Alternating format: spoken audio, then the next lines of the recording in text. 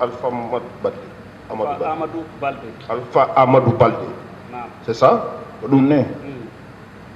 Vous confirmez que vous avez eu accès, vous personnellement, au stade, à la tribune?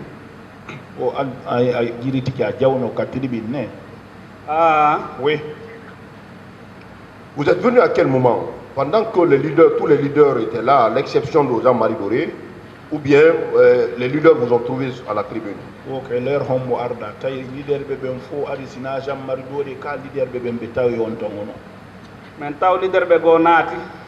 On est arrivé, certains leaders étaient rentrés. Vous avez reconnu qui à votre arrivée?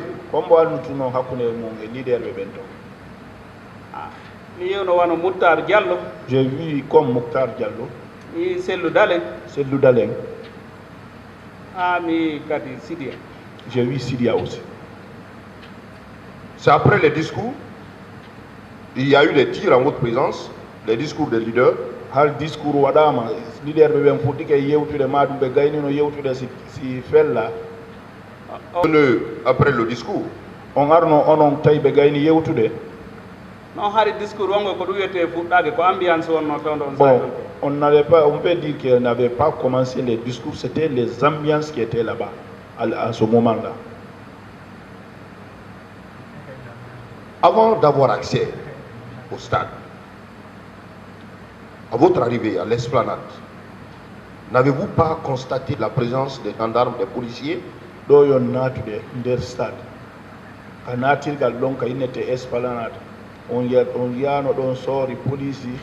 Et quels sont les corps que vous avez constatés sur les lieux? ko gendarme mi yuno kono mi wattanali ili mo ƴaɓata har yimɓe ɓen no natude miɗo yewtiri ɓawma. Les gendarmes, mais je n'ai pas fait attention beaucoup parce qu'il y avait les gens qui rentraient. Moi aussi, je les suivais. Donc vous confirmez avoir vu les gendarmes à la terrasse? Ayi no gendarme bebe ne ka terrasse do ya natude. Yiwno gendarme ɓe ɓen ɗum haari ɓe dispertude haari jama on seraji ɗon kono tawi fullo no ɗuuɗi. Disperser la foule de ce côté-là, mais la foule elle était nombreuse en ce moment. À quel moment précis les coups, les tirs ont commencé à retentir?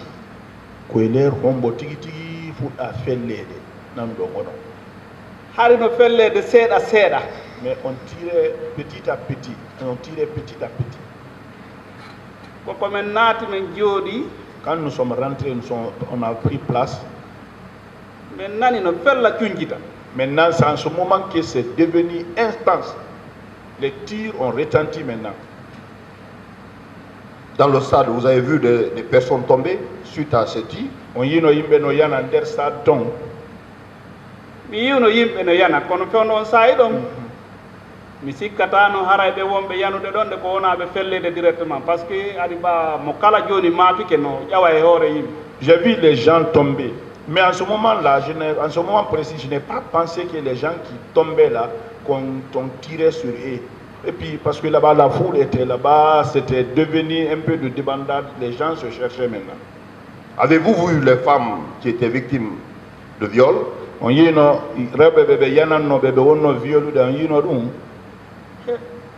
Min on mi yi rewbe bus. Moi j'ai vu beaucoup de femmes. Be wada cionki. Elles étaient nues. Mi sikkay no hare cionki mabbe di yanu e nder digondiranga. Bon, moi je pensais que c'est dans les couilles là-bas peut-être que les habits sont tombés, mais j'ai vu beaucoup de femmes qui étaient nues. Dans cette affaire, dans ce box des accusés, je sais que vous avez suivi avec intérêt ces débats depuis le 28. Sur les lieux, qui vous avez remarqué?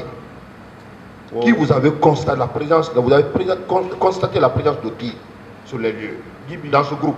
Gibi fuɗɗa ñawoode ɗo hara ɗon darde ene ɓe nangaɓe ɗo ɓe wonɓe ɓe tumbaɓe nder ton o si tawi on yii goɗɗo goo mo andutuno noon yiiɗon ka stade hakkude maɓɓe to ka stade ton au stade là-bas men mi sikkano wuren haray koye mone civil ɓe woni Moi, je n'ai jamais imaginé qu'ils étaient fâchés contre les civils. Moi, je n'avais jamais imaginé ça. Moi, j'ai pensé qu'ils étaient venus prendre les opposants. Vous avez constaté, vous avez remarqué la présence d'aucun accusé sur les lieux. Ou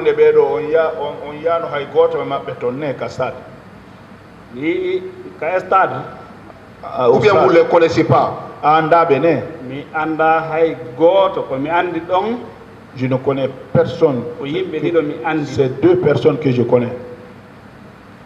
Alors, quand on vous a arrêté, on vous a conduit au camp Alpha Yaya Diallo, confirmez-vous que c'est dans les locaux de l'antidrogue de colonel Tchegoro où on vous a envoyé?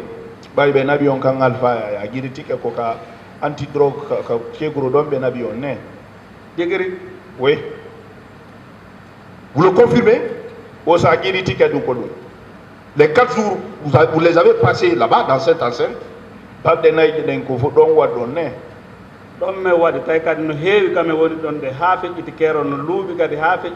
que c'est là-bas on a fait les 4 jours, c'était plein. Ça sentait mauvais là-bas parce que les gens étaient blessés aussi. Quels sont ceux qui vous torturaient? C'est les gendarmes aussi de Tchegoro?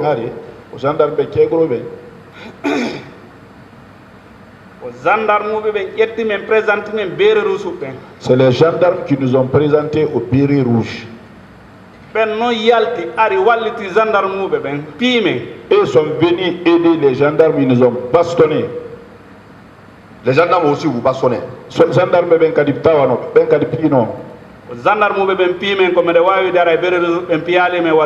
on peut dire que la façon dont les gendarmes nous ont bastonnés, les Bérets Rouges ne nous ont pas bastonnés de cette façon-là. Très bien. C'est là-bas que vous avez passé les 4 jours.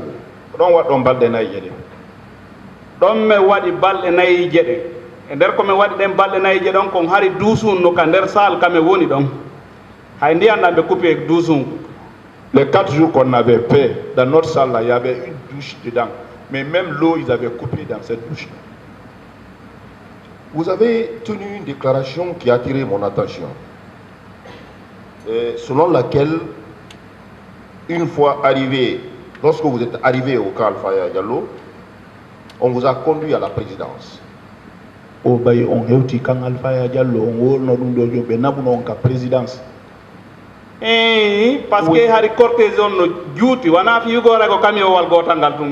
C'était le cortège là était long, c'était pas l'unique camion là, c'était ça. En vous montrant à qui? Pour dire c'est les ennemis de la République. Parce qu'on nous a conduit à la présidence. Ennemis de la République. J'ai entendu un gendarme qui parlait. Monsieur le Président, venez voir l'ennemi du pouvoir. Monsieur le Président, venez voir les ennemis du pouvoir. Vous avez constaté la présence du président?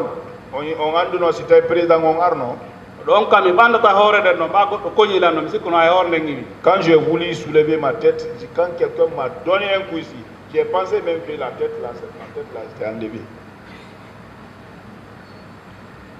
Également, vous étiez toujours dans l'enceinte de l'antidrogue, le colonel Tchegoro. Les 4 jours où on était là-bas. Vous avez dit qu'il y a un militaire qui est venu. Vous pouvez le connaître, ce militaire de la garde présidentielle? On sort de Arnaud de garde présidentielle, c'est de Waïmo Antinoude.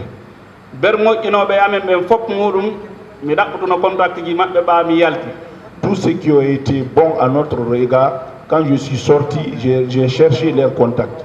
C'est une seule personne que je n'ai pas pu avoir de contact.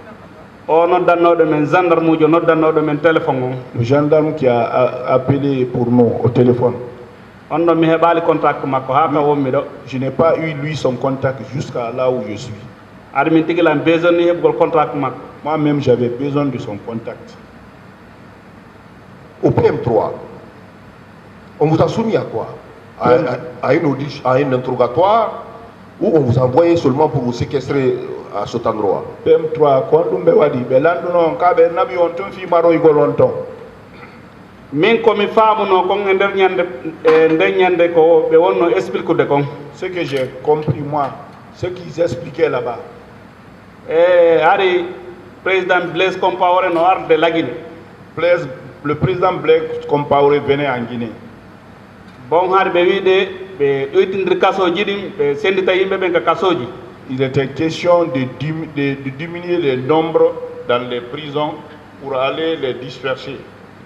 Parce que c'est ɓe aroyi ɓe visitoya e kasoji ɗin. Parce que s'il vient, c'est possible qu'il visite les cellules. Yimɓe goo kadi D'autres personnes aussi, ɓe yino ɓe naɓay ɓe Faysal. ils ont dit qu'on allait les envoyer à Faysal. ɓe watta e hoore yeesoɓe julɓe ɓen ɓe jonnitat. Et on allait les mettre à la disposition des religieux. Donc selon vous, vous avez compris que c'était une façon de tromper les visiteurs qui vont venir constater les lieux. Har ko ɗaynugol visite aroɓe ɗon wiita yimɓe ɓen ka kaso har ko ɗum ɓe falno ne. Ko ɗum de on tigi woni ko humpiti. C'est ça moi, c'est ce que moi j'ai pensé. Monsieur Amadou, Na. on vous a pris combien de téléphones? Ko téléphone jeli ɓe ƴetti e juuɗe mum. Min on la jogino téléphone ji ɗiɗi. Moi personnellement j'avais 2. Miɗo halfina téléphone goto. On m'avait confié un autre téléphone. Les coups que vous avez reçus, qui vous a soutenu par rapport aux soins? Vous-même? ɓay barme ko heɓuɗon kon kombo walliti on ka ko noon tigi ñawdi hoore mum. Bon miɗo premier soin an on Les premiers soins, gorejo an ar yimi directement. j'ai vu un ami directement. O wenni mi accatama ɗon naɓe daga labtani. Je ne veux pas te laisser ici, je vais t'envoyer à l'hôpital. On tuma yimɓe goo innimo sa naɓi o ka labtani no gasa ɓe jattemo toon ɓe waramo. Ah, si tu envoies ce dernier à l'hôpital, peut-être on va te le retirer là-bas, ils vont le tuer là-bas. Par ce que barmeji makko ɗin no yalti e kene. Vous savez, les blessures là, c'est apparent. C'est des blessures apparentes ça. O wenni yomi watto kaftani mi hippo ko fune ha moƴƴa. Dis bon, il faut l'habiller d'un boubou, il n'a qu'à mettre un képi ou un chapeau très bien pour cacher la tête. O naɓi mbiɗon ka clinique docteur Sala. Il m'a envoyé dans une clinique chez le docteur Sala, né? Exactement. Exact. J'en ai fini, je vous remercie. Du courage, hein? Alors, allez, bébé, Dani, on a gardé Nani. Merci, Monsieur le Président. Monsieur Baldé, permettez-moi, à l'instar de mon collègue, de vous adresser nos vives compassions par rapport à toute cette violence dont vous avez été victime le jour du 28 septembre. Modi hare kamɓe ɓe faala ɓe holla on anniyeji maɓɓe ɓe yurmina on e batte ko heɓuɗon kon fof hare ɓe muñini on. Min kadi mi weltanike ɓe sabu no ɓe jokki golle gelɗuɗe. Moi aussi je vous remercie parce que c'est un travail noble que vous suivez. Merci. Je ne vais pas être très long, c'est juste quelques questions de précision, parce que pratiquement la plupart des questions que je voulais vous poser, mon prédécesseur vous les a déjà posées. ɗum hare lande seeɗani ko ɓe falno kon fof e ɗo ɓucci.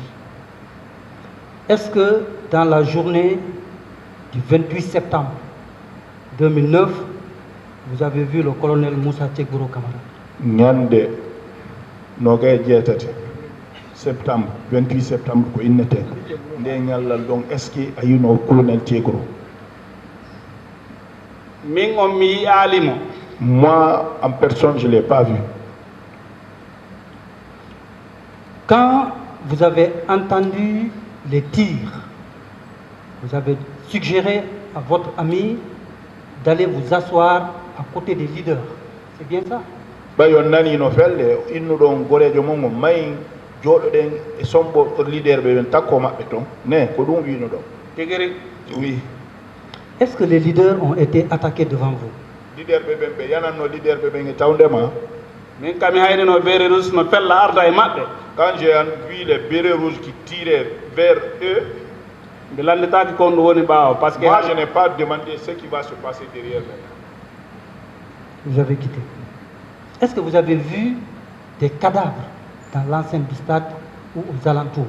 wo son yino fureji takko ka sadu ton maɗum nder ton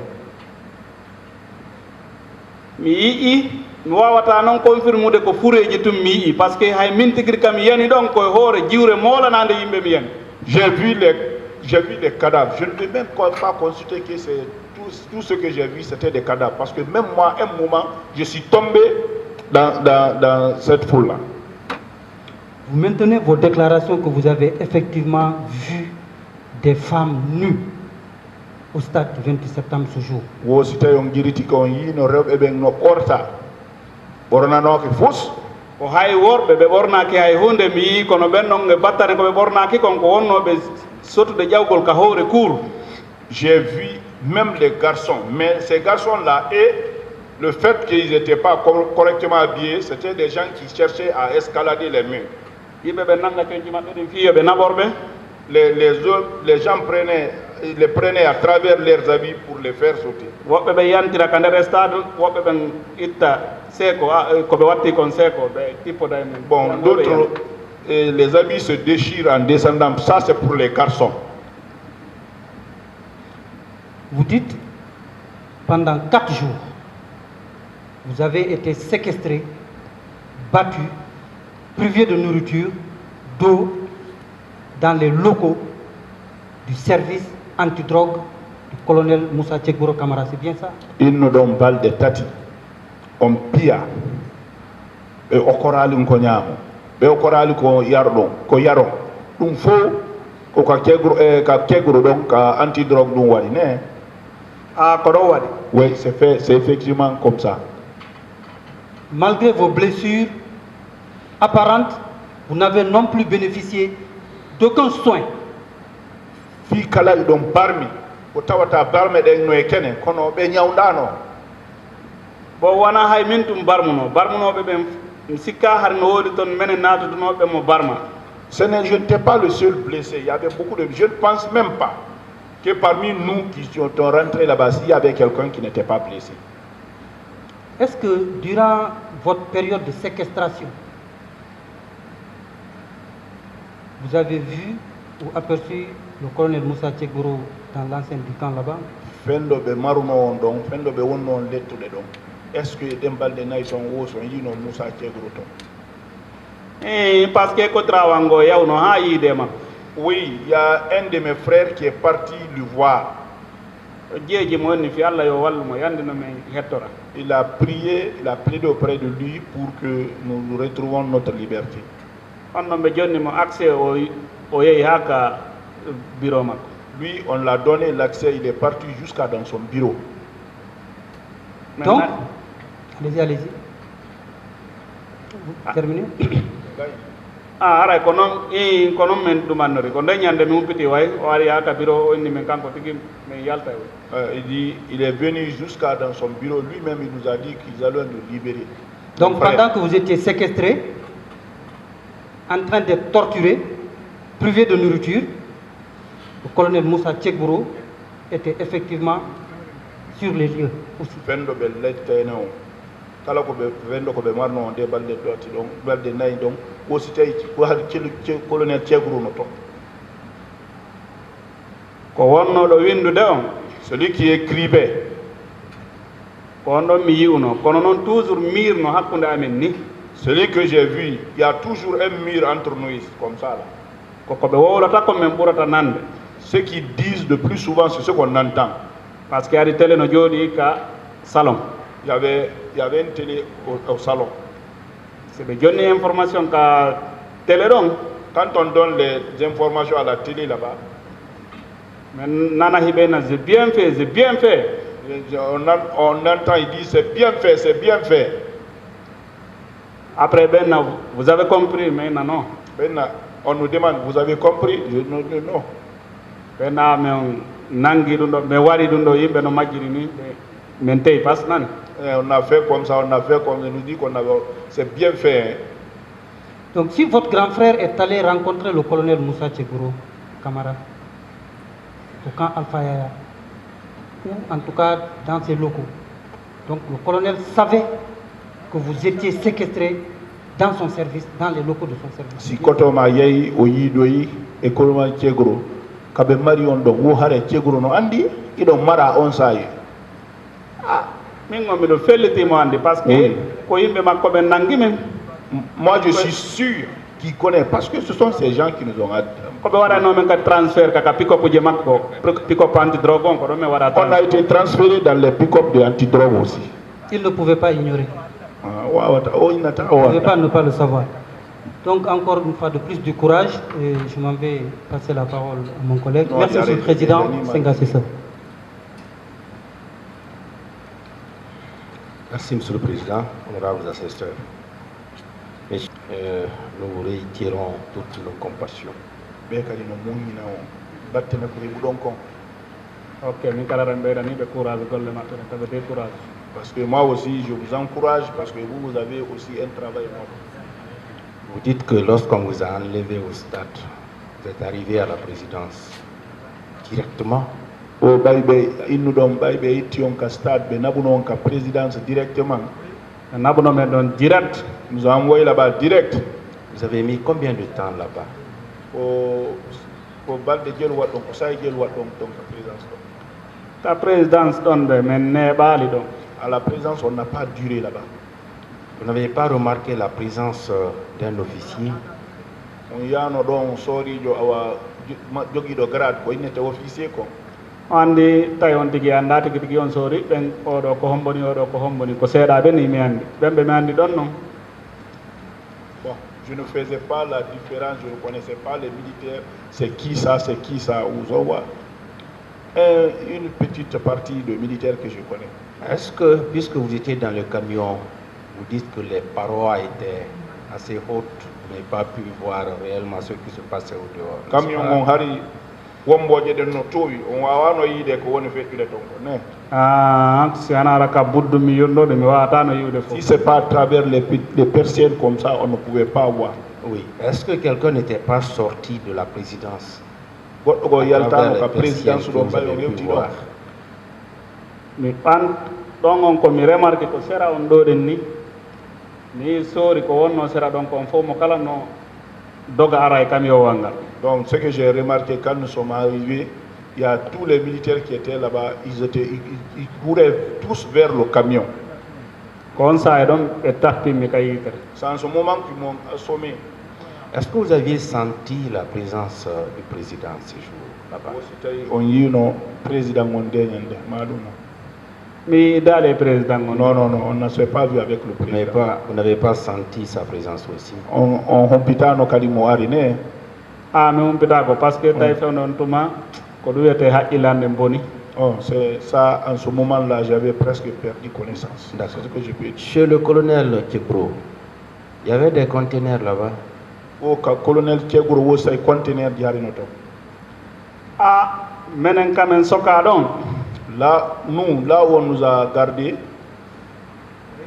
mi wawano yiwde ko woni ka yaasi. On n'a pas pu voir ce qui était dehors. Oui. Aux alentours de son bureau, vous n'avez pas remarqué la présence des conteneurs? Binde bureau makko wo si tawi on taskano conteneur ji ton. O andi koye bâtiment me woni bon kadi siɗa faala wata guite maɗen bonu ko ley darata. On était dans le bâtiment et si vous voulez garder vos yeux aussi, vous baissez la tête, donc vous ne pouvez pas regarder loin. Vous étiez tous dans un bâtiment? Koye suudu wonno ɗon ne.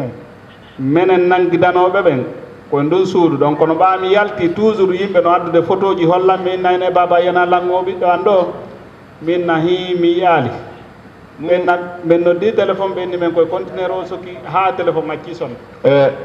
Nous, quand ils ont été pris, on était tous dans le bâtiment là-bas. Mais quand on est sorti, les gens nous montraient les photos. Et tu n'as pas vu ce dernier? Non, on dit et pourtant on nous a dit qu'ils étaient dans le conteneur, que le téléphone a sonné jusqu'à ce que ça ait été comme ça. Est-ce qu'il y avait des femmes parmi vous? Nous là-bas qui ont été pris ensemble là-bas, c'était des garçons seulement. Bien.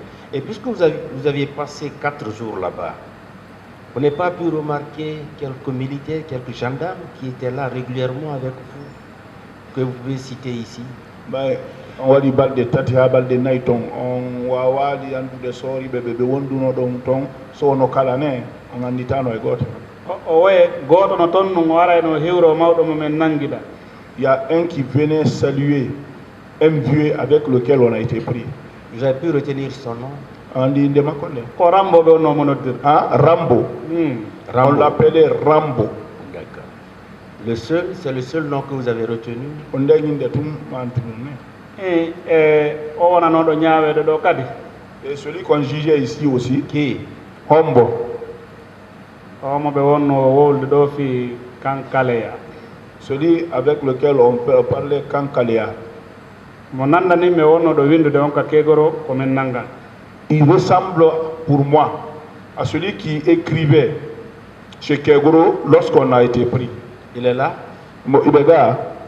Mi yiwno de nanduɗo e makko kono noon mi wata confirmude ko kanko tigiri kono no seede no wawi heɓade si tawi ko kanko e si wona.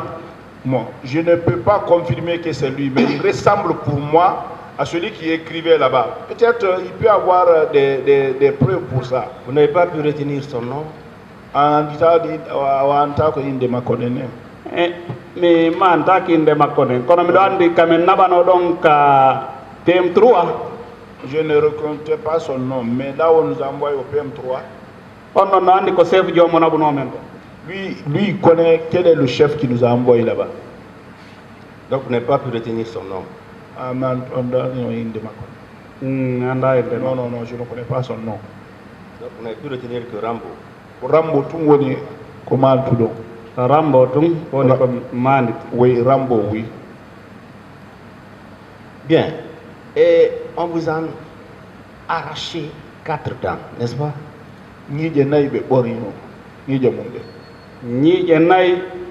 À l'aide de quoi on a arraché ça?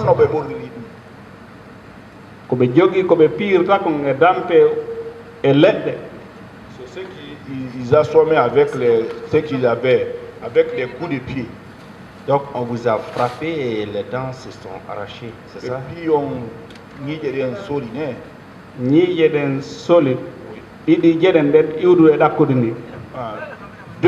qui sont venus même avec des archives. Oui, c'est ce que je dis. C'est sous l'effet des coups que les dents se sont arrachées.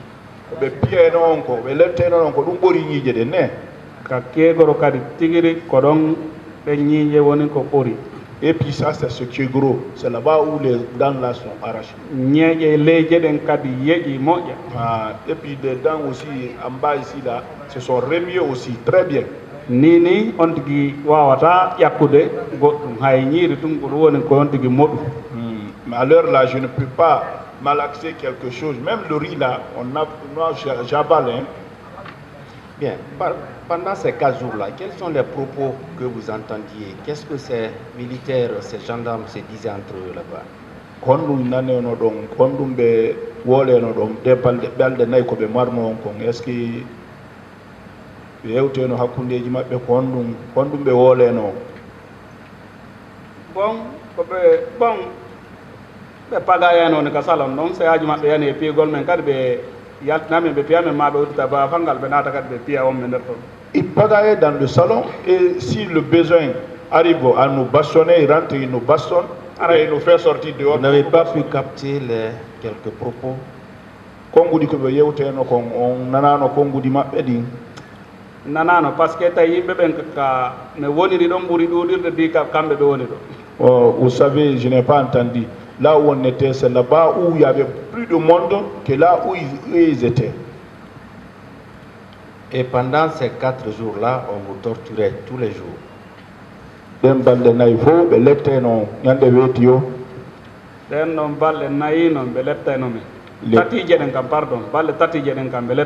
Non, les 3 jours, ça, on a suivi des sévices. On vous torturait. Oui. On ne vous donnait pas à manger.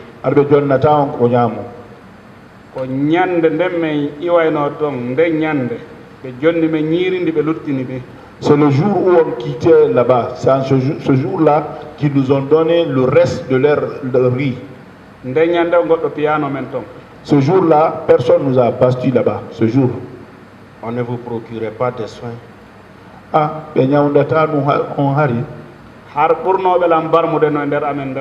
Bon, beaucoup de personnes qui m'ont même blessé étaient parmi eux là-bas. Goton wullitino ha yoɓe wallumo ɓe wallumo ɓawa o yalti ɗon ko dampere ɓe jonni. Il y a quelqu'un qui a réclamé à ce que on l'aide pour les soins. Quand il est sorti là-bas, c'est un coup de pied qu'on l'a administré. On l'a tiré, on l'a jeté encore en prison là-bas. Est-ce qu'en votre sein, il y a eu des morts là-bas au moment où vous étiez séquestré? Bon, donc mingo mirali yitrane goddo no may. Moi, je n'ai pas vu de mes yeux quelqu'un qui est mort là-bas. Mais beaucoup étaient blessés par Harry Bouino parmi comme. Arako barmuji hulbini. Et puis des grandes plaies, des plaies effrayantes. Bien, encore une fois, du courage. Et merci, Monsieur le Président. La défense.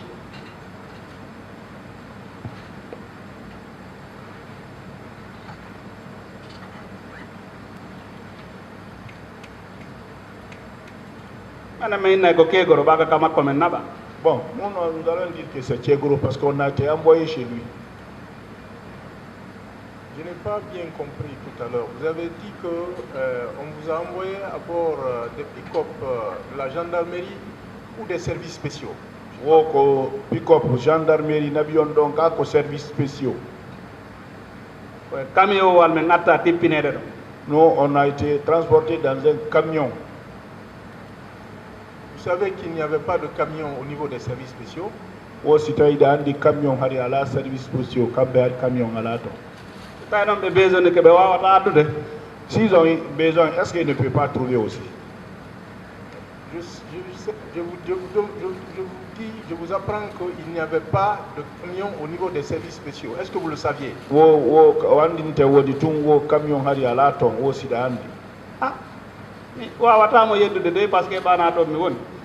je ne peux pas m'opposer à ça parce que je ne suis pas là-bas. Alors, quels sont les signes distinctifs? Parce que lorsque vous parlez, tantôt vous parlez des camions, des véhicules de la gendarmerie, tantôt des pick-up des services spéciaux. Quels étaient les signes distinctifs? On la fille camion, la fille pick-up.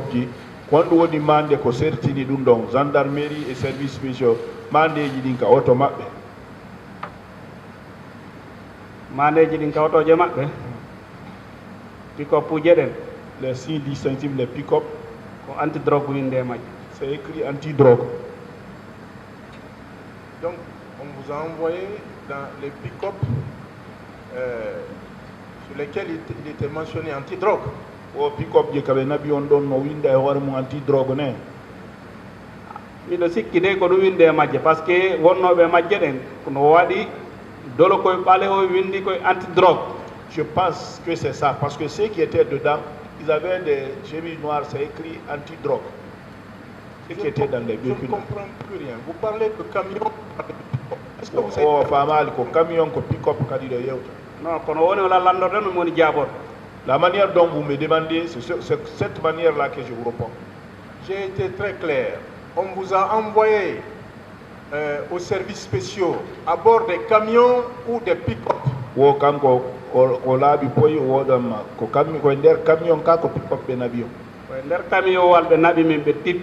sommes partis dans un camion, on a été débarqués là-bas.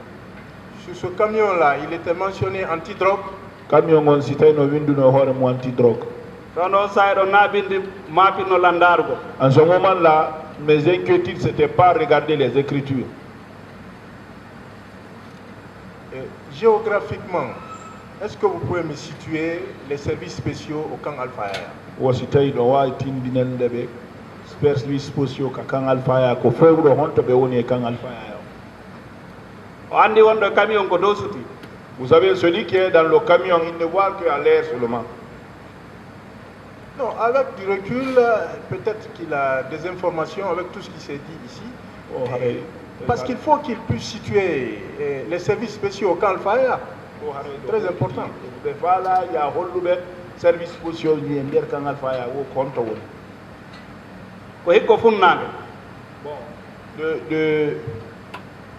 De côté de l'est, l'Est. Vers où précisément? Vers Koza? Hôtel Lenkosa. Ah, ok. Koza non do dire Funangue, né? Donc Kosa, c'est à l'est, hein? Moi, c'est une question que je vous pose. Hein. Ah, quand vous parlez. C'est mini Funangue, oui, Koza, comment il a dit que Koza peut Funangue. Moi, quand je dis à l'est, vous parlez de Kosa, je vais demander est-ce que Kosa aussi est à l'est? Et vers Yimbaya? C'est côté de Yimbaya. Bon, je peux dire comme ça, c'est vers Yimbaya, oui. Ça, vous l'avez appris ici ou c'est le jour où vous êtes allé au service spéciaux?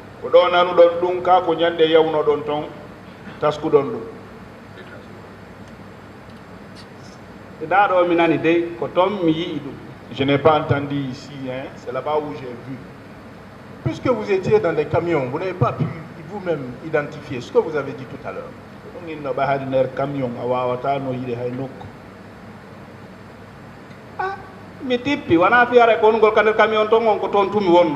Je ne suis pas resté éternellement dans le camion. On m'a débarqué. J'étais débarqué du camion. À quelle heure précise? L'air hombo beti pignon. En ce moment-là, nous, ce n'est pas l'affaire de l'air. On n'a jamais pensé à ça. Bon, on peut dire que c'est dans la journée. À peu près à quelle heure? Oui, on a l'air hombo. Je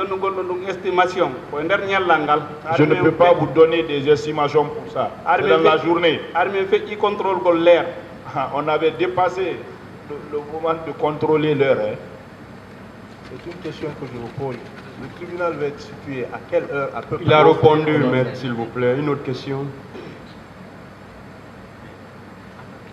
La question n'a pas été répondue. Elle a été répondue 2 fois. Vous posez une autre question. Vous avez dit dans votre PV que vous étiez évanoui. Ah, il nous confirmez?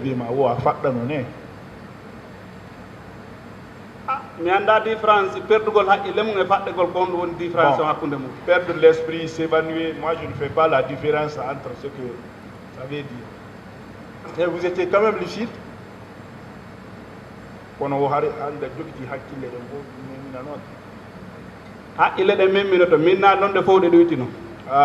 L'esprit quand même c'était remis. Je ne dis pas que j'avais perdu totalement, mais il fut un moment. Comme vous étiez dans cet état, comment vous avez su que vous étiez au service spéciaux?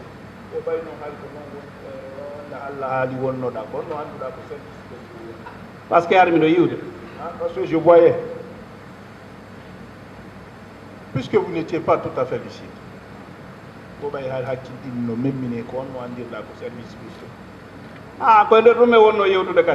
C'est dans ça où c'est là-bas où on parlait aussi. Avez-vous pu identifier ceux qui vous ont administré des coups au niveau des services spéciaux? Je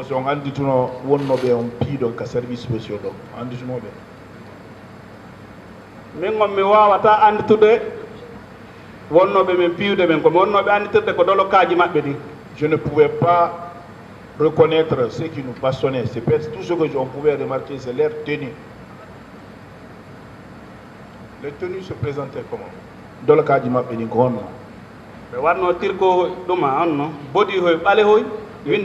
anti-drogue. Body noir, c'est écrit anti-drogue. C'est seulement avec ça? Il n'y a pas d'autres éléments?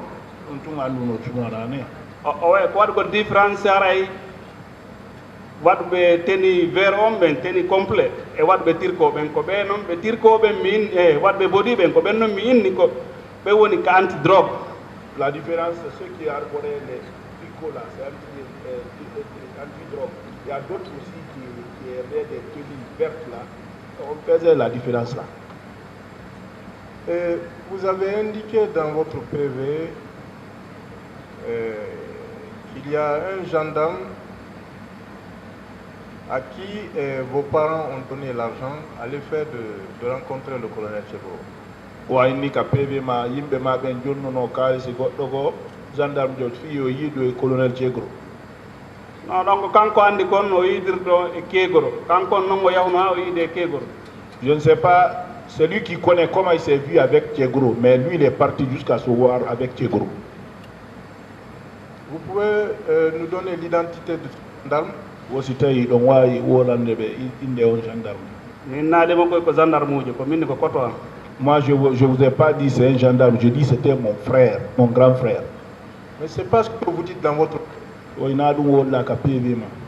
aw hara yoɓe ɗaɓɓoto moƴƴa min ko ɗum ɗami sifino. Regardez très bien, c'est ce que moi j'ai expliqué. C'est ce que vous avez expliqué. Vous avez parlé de votre frère ici. Dans votre PV, vous parlez d'un gendarme qui serait allé rencontrer le colonel Tchebro, lui proposer de l'argent. Wo ko ɗum kotoma yimɓe wonniɗa ɗo wo ka PV ma noon wo ko gendarme jo o yahi jonni cegro kalsi no falno jonde cegro kalsi wi yoɓe accito. Ah, c'est tawi ko min gomi andiramo de gendarme yaga. Bon, moi je n'ai pas connu mon frère comme gendarme. Hein.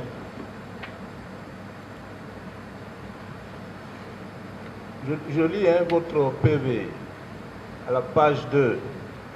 Question. Avez-vous pu identifier l'un de vos assaillants? Réponse. Non, je n'ai pas pu l'identifier. Mais je vous précise que mes parents ont donné de l'argent à un gendarme qui devait rencontrer le colonel Tchebro pour mon arrangement. Je lis tel que c'est.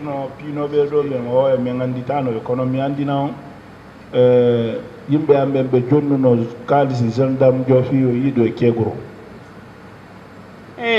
ɗum ɗon on koye nder arrangement ji ɗin ɗon wona koto an waɗi on programme ɗon de. C'est pas mon frère qui a fait ce programme là, mais dans les arrangements il y a eu des choses ici comme ça. Je veux connaître l'identité de ce gendarme. Ko ɓe faala andude on gendarme. min naali makko e gendarme ujo min naali ko gendarme ujo de jonnano dimbuɗo. Moi je ne vous ai pas dit que c'est un gendarme à qui on a donné l'argent là. C'est ce qui est dit dans votre PV. O ko ɗum woni ka PV mo. Arrangement ji wonnoɗi wadde ɓaawa anndi ɗin ɗon ko kamɓe anndi ko honno homɓe ɓe wonno waɗirde arrangement. Les arrangements qui se passaient à mon insu, c'est eux qui savent comment ils ont fait ces arrangements là. Ils sont venus vous dire quoi alors? Wo ɓe ari ɓe yewti wo ko honɗum colonel on wi. Non, kotiraɓe am ɓe waɗi arrangement ton kon mi yiiti daali e ɓen ɓeɓe waddi arrangement. Quand mes frères ils ont fait des arrangements, on ne s'était pas vu après avec ceux qui ont fait les arrangements là. Mon grand frère, celui qui est parti jusqu'à se voir avec Kegro,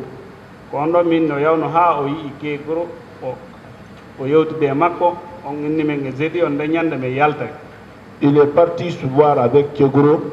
Ils ont parlé, il nous a dit que le jeudi qu'on va sortir. Quelle est l'identité de votre bienfaiteur, celui qui vous a donné le téléphone à l'effet de joindre votre épouse?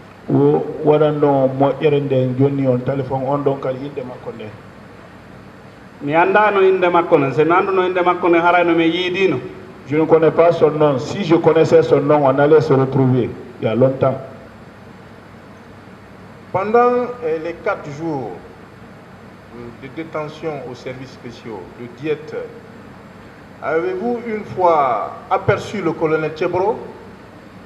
Parle de Tatimadum Balnena et Colélection donc on y no Tchegro. Il y a un mur qui nous sépare et là où il rentre, je vous dis. L'aviez-vous aperçu une seule fois? Oui ou non?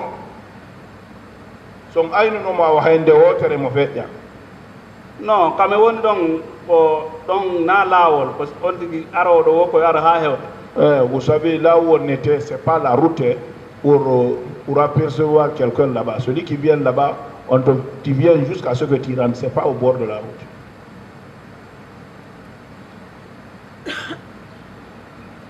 Est-ce que le colonel Tchebro faisait partie des personnes qui vous ont torturé?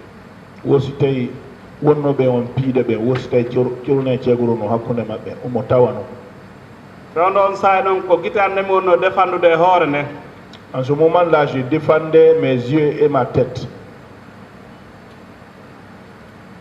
Est-ce qu'il vous a torturé, le colonel?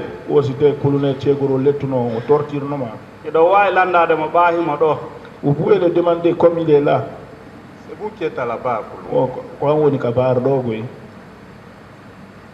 min gommi komi répondi komi andi ko. Moi j'ai déjà répondu ce que je connais.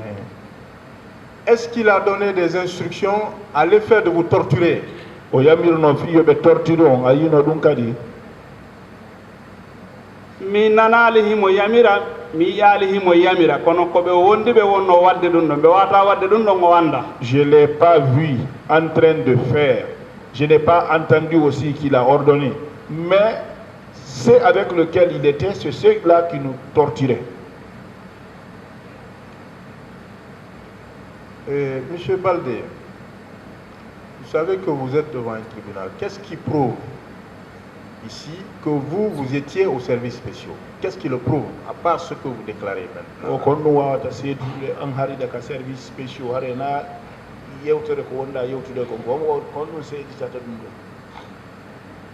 kono men hewtiri noon PM3 par ce que haray ɓe wonɓe PM3 to no andi komɓe naɓuno men to. Comment nous sommes arrivés au niveau de PM3? Peut-être les gens de PM3, ils savent ce qu'ils nous ont envoyé là-bas. Donc vous n'avez pas de preuves?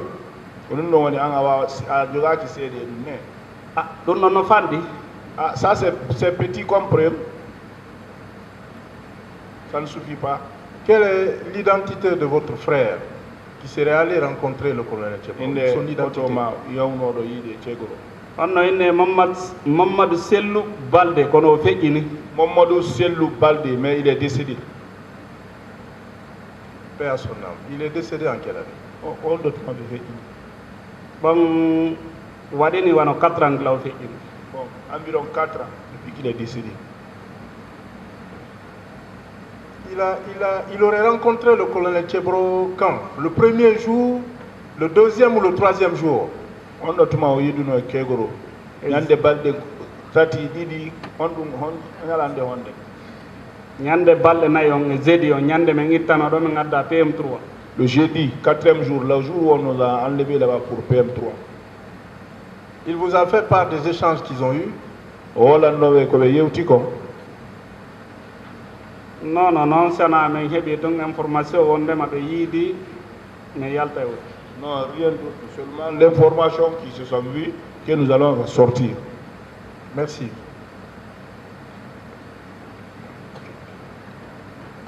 Bonjour, Monsieur Baldi. Oui, bonjour. Okay. Je vais vous poser 2 ou 3 questions de précision. Tout à l'heure, le ministère public vous a posé une question. Vous avez dit qu'on vous a amené à la présidence.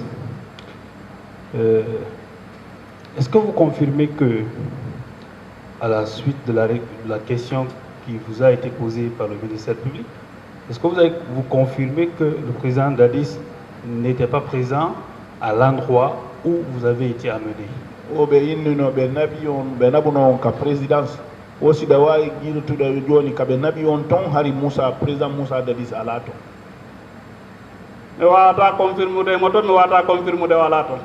Je ne peux ni confirmer ni infirmer qu'il y était ou il n'y était pas. Monsieur Baldé, j'ai dit simplement de réitérer la réponse que vous avez donnée à la suite de la question qui a été posée par le ministère public. Cette réponse, vous l'avez déjà donnée. Je vous demande simplement si vous réitérez votre réponse.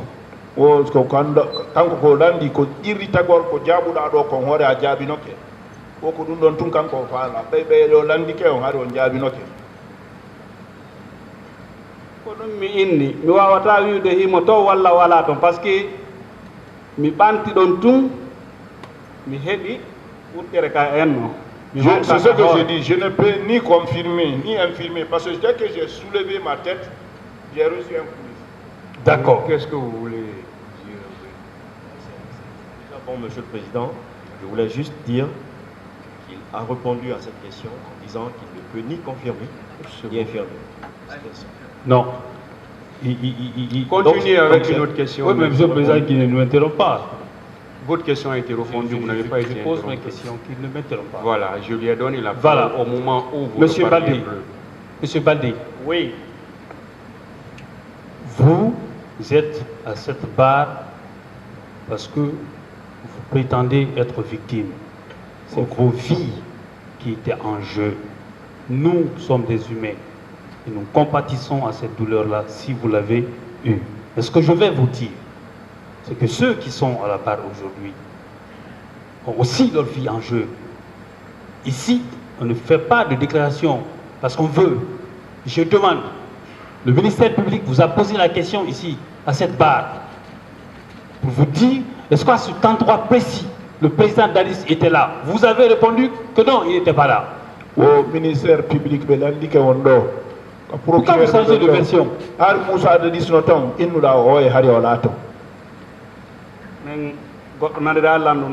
Personne ne m'a entendu dire ça. Pourquoi vous changez de version? C'est vrai qu'il ne l'a pas dit comme ça. Il ne l'a jamais dit aussi. C'est enregistré, la vidéo est enregistrée. Il a dit qu'en ce moment, on lui avait donné un coup. Donc, il n'a pas pu savoir. Il a voulu soulever la tête pour voir.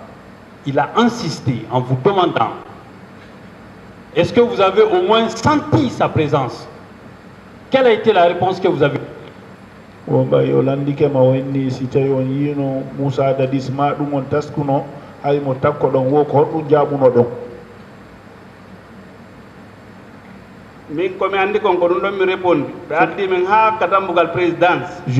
que je connais, ce que je répondis, ils nous ont envoyé jusqu'à la devanture de la présidence. Monsieur le Président, venez voir l'ennemi du pouvoir.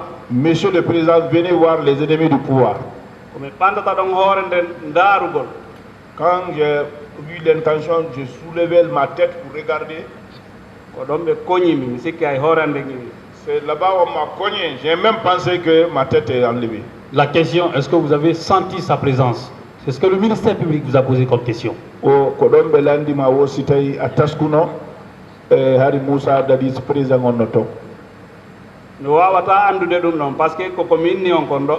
ne peux pas reconnaître ça. C'est ce que je viens de vous dire là. Monsieur Baldi. Oui. Quelle est la personne, le militaire qui aurait dit au président Dadis que les ennemis du pouvoir sont là? Est-ce que vous pouvez l'identifier? Monsieur le Président, les ennemis du peuple.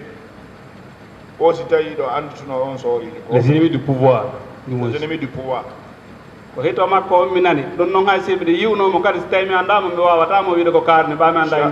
entendu sa voix, même si je le voyais, comme je ne le connais pas, je ne pouvais même pas le reconnaître. Ça veut dire qu'il ne peut pas l'identifier formellement.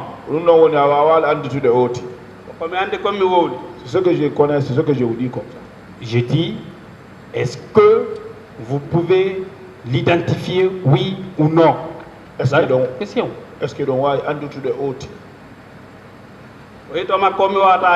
c'est sa voix que j'ai pu. Ok, d'accord. Donc on peut retenir que sa voix que vous avez retenue, donc vous ne pouvez pas l'identifier physiquement, même son identité, vous ne pouvez pas le faire. Est-ce qu'on peut s'entendre au moins sur ça? Ah, très bien. Au moins vous êtes de bonne foi cette fois-ci. Dites-moi, la déclaration selon laquelle, quand vous dites à cette barre, et vous l'avez répété dans votre procès verbal, que le militaire aurait dit, le président, voici les ennemis du pouvoir. Est-ce que, à part votre déclaration, est-ce que vous avez un élément de preuve pour asseoir la conviction du tribunal sur ce fait précis-là? Monsieur le Président, voilà l'ennemi du pouvoir. Aussi, dawa seedu tude ɗum ɗon adda seedeji ɗin hare na konngol ma to ɗum ɗo ko wawi seeditade ɗum ɗo woko so tawi araɗimoɓe amɓe no présenti ɗo. Bon, tout ce que pouvait attester ça, sauf si mes amis étaient là, ils étaient présents ici. Je dis, est-ce que vous aviez vos amis là, ils ont des noms, non? Oh, ben gore be mon ibe mari inde non. Andi wana wi ko gore. Quand je dis amis, ce n'est pas des amis, ceux avec lesquels on a été pris ensemble. Qui? Hombo. min mi wata andude ɗum ko hombo e hombo Moi, je so peux andi pas ko co- worɓe tun mi nanguiɗa Je ne peux pas la savoir c'est qui et qui. Je sais qu'ils étaient tous des garçons. Ça veut dire que vous racontez ce que vous pensez. Vous ne Oh, pouvez ah, ah, prouver ouais, ouais, ouais, donc, aucune de vos déclarations. Ko miijiɗa ɗum wonɗa wolde ɗon. awa D'accord. D'accord. Monsieur Baldi, oui vous savez, quand quelqu'un comparaît devant ce tribunal criminel, il encourt une peine très lourde. Est-ce que vous le savez? Wo si tawi ɗo gandi goɗɗo si ari ka tribunal criminel ɗo haray ko hunde awnide no wawi heɓude kaso nder ɗum.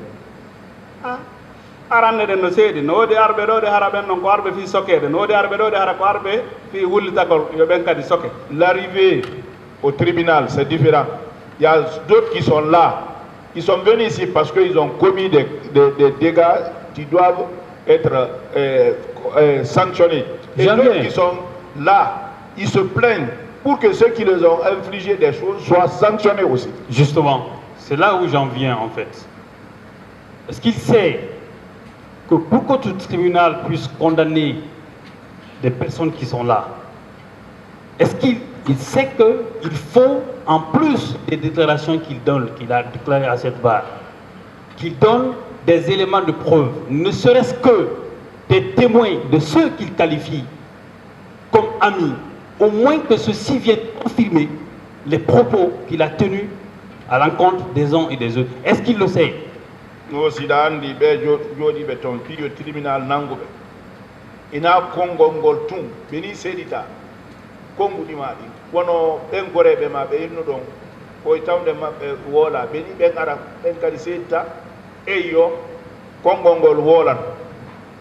so ɓen ɗon aral no min mi ari Ah bon, si ceux-là, les amis là ne sont pas venus, moi je suis venu maintenant. Oui, mais vous, est-ce que vous savez que votre statut, vous êtes plaignant, vous êtes partie civile, vous n'êtes pas témoin, est-ce que vous le savez? O andi da andi an ko a wullituɗo ɗo heɓuɗo masibo ina seeditagol arɗo ɗo. ɓen ɗon kamɓe kadi ko soɓe ara ɗo ara ko wullitotoɓe fi ara ɓe heeɓi masibo Si ceux-là aussi venaient, c'était les mêmes qualités. Tant Ils allaient mieux. se plaindre parce que ils ont les influencés des torts. Oui, au moins on aurait dit que les informations qu'il a données corroborent avec celles qui ont été fournies par ces personnes-là. Mais elles ne sont pas présentes. C'est vous qui êtes là. Et qui peut attester la véracité de vos déclarations? Ah, ɓay ɓen ala ɗo si ɓenno ɗon no ɓe inneno awa hare konnguli ɗin no yaadi ko yewtuɗon ko e ko ɓe yewti kon kono ɓay noon ɓen ala ɗo kala ko yewtuɗa ɗo ko an woni seeditade. awa yoɓe ƴettu komi yii kon par ce que ari kamɓe kadi ɓe nani no piiji buy Bon, prenez ce que je vous dis parce que vous aussi vous avez appris beaucoup de choses. Moi, ici, moi je défends quelqu'un. Moi, ce qui s'est passé, moi je défends quelqu'un à travers des éléments de preuve. Est-ce qu'il sait, je lui pose une question, ces trois juges-là qui vont décider du sort de ces gens-là et de la recevabilité de votre constitution de parti civil, est-ce que vous savez qu'ils n'étaient pas présents au moment où ces faits se produisaient? Est-ce que vous le savez? O kamɓe ɓe faggoto woni ɗo goɗɗo goo ɓe woni bambitananɗe ɗo ko ɗum ɗon woni avocat hein o tigi tigi on wosi ɗon andi ɓeeɗo fenɗo ko hunde nden watta hari ɓe wonɓe ñawle ɗo ɓe ala toon kala ko wonɗa ɗo wo ko ya seedu to adda seeɗe o ko ɗum ɗon wonata murandu. a yoɓe jaɓu min kadi na fenade ardimi ɗo Acceptez, moi aussi je ne suis pas là pour mentir. Moi, mon problème n'est pas là. Mon problème, c'est de vérifier ce qu'il dit est vrai ou faux. Et à lui d'apporter la preuve. Je poursuis mes questions. Est-ce qu'il sait que eux, lui, ses avocats, nous, nos clients, est-ce qu'ils savent que nous sommes là pour prouver ce qui s'est passé à travers des preuves? Est-ce qu'il le sait? O si tawi kanko woni haaju makko ɗo kanko mo ɗo o fi kiliyam makko woni kono wosiɗa andi kamɓe e avocat ɓe mum ɓen ɗo ɗum ɗon fof kala ko yewta ɗo kamɓe e ko yo hoti seeditu ko addi ko ɗum ko non woniri joni noon so goɗɗo seeditante goɗɗo kamɓe wono ɓe woni seeditante ɓe woniri ɓeɗo ni avocat ɓe maɓɓe ɓe duwano yewde vérifié ya sayi on on événement waɗɗo. C'est comme ça s'est passé. Maintenant, comme vous êtes là, c'est pour témoigner à côté de vos avocats, en ce moment-ci, vous pouvez passer, allez vous enquérir des réalités au moment comment les choses se sont passées. Moi, mon rôle, c'est de démontrer que ce qu'il dit n'est pas vrai. Dites-lui que moi, je dis ce qu'il dit n'est pas vrai. Est-ce qu'il a des preuves pour attester que ce qu'il dit est vrai?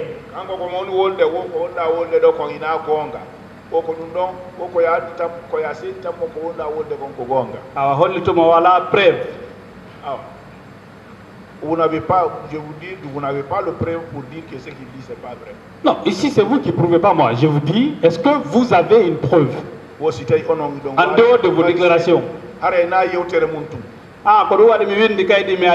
C'est pour cela qu'on a écrit le papier, on est venu. Quel papier?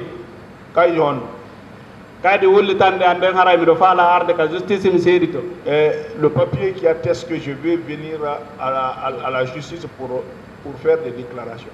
Ah, d'accord. Donc ça veut dire que seuls ces papiers-là et vos propres déclarations peuvent attester ce que vous dites, oui ou non? Ah,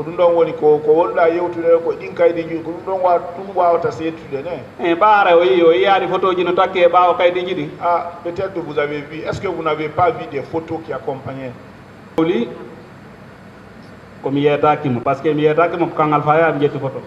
Vous avez dit quelque chose que je n'ai pas dit. Je ne vous ai pas dit que c'est à Kalfaya que j'ai pris les photos. T'as pris où? On te dit ton photo.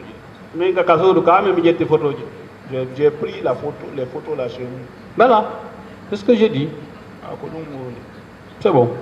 Merci.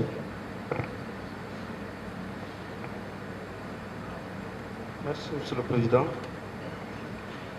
Je voudrais demander à M. Baldé, est-ce qu'il confirme avoir été intercepté par un béret rouge qui avait tenté de le poignarder?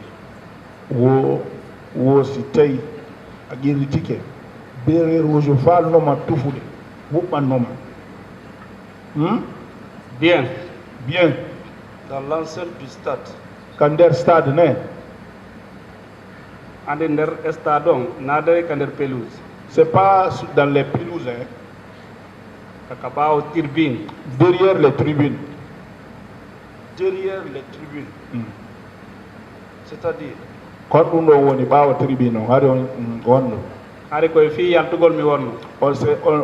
On était en train maintenant de sortir. D'accord. Les leaders étaient par là-bas? Leader bébé Harnatom. Leader bébé mi acube kami wonno do ka tribune. J'ai laissé les leaders là où j'étais, aux tribunes. Dans les tribunes. Comment il a su que c'était un béret rouge? On a dit là que béret rouge. J'ai vu le c'était son béret. Il était le seul à porter ce béret au stade ce jour-là? Au compte où on a pris béret rouge. Non, non, on a différents corps on the world. C'est un béret rouge. Vous avez dit c'est différents corps. Quand je dis béret rouge, c'est celui qui a tenté de faire. C'est ce que je parle de lui. Il était à béret rouge. Ce jour-là, il n'avait aperçu que le seul béret rouge. Ou c'était quand on a béret rouge qu'à stade fou. Je ne pouvais pas compter le nombre de bérets rouges qui étaient là-bas. Donc ils étaient nombreux. Oui. Vous avez pu voir leur chef?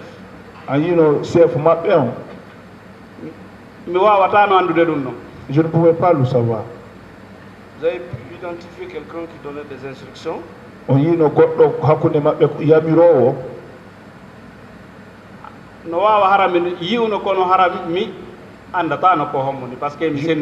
Je pouvais voir la personne sans le savoir parce que je ne peux pas faire la différence.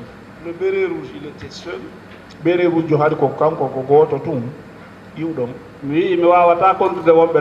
je vous dis que